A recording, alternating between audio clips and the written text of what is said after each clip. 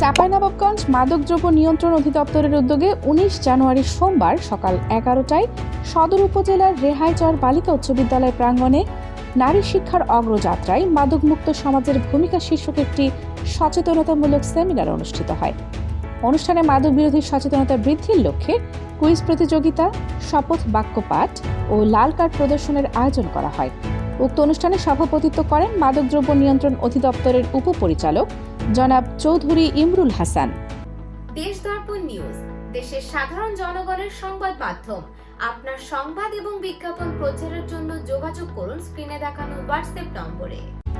অনুষ্ঠানে প্রধান অতিথি হিসেবে উপস্থিত থেকে বক্তব্য প্রদান করেন চাঁপাইনবাবগঞ্জ সরকারি মহিলা কলেজের অধ্যক্ষ প্রফেসর ডক্টর বিপ্লব কুমার মজুমদার। প্রধান অতিথির বক্তব্যে বলেন, মাদক দ্রব্যের ভয়াবহ সামাজিক ক্ষতি, নৈতিক অবক্ষয় প্রতিরোধ এবং নারী শিক্ষার মাধ্যমে তারুণ্য নির্ভর, উন্নত, সমৃদ্ধ, বৈষম্যহীন, জবাবদিহিতামূলক ও মাদক মুক্ত বাংলাদেশ গড়ে তোলার গুরুত্ব তুলে ধরেন। বিশেষ অতিথি হিসেবে উপস্থিত ছিলেন রেহাইচর বালিকা উচ্চ বিদ্যালয়ের প্রধান শিক্ষক মোহাম্মদ হাসান আলী। এছাড়াও অত্র বিদ্যালয়ের সহকারী শিক্ষকবৃন্দ অনুষ্ঠানে উপস্থিত ছিলেন। অনুষ্ঠান শেষে শিক্ষার্থীদের মাঝে মাদক বিরোধী স্লোগান সংবলিত উপহার সামগ্রী বিতরণ করা হয় এবং সমবেতভাবে মাদক বিরোধী লাল কার্ড প্রদর্শনের মাধ্যমে অনুষ্ঠানের সমাপ্তি ঘোষণা করা হয়।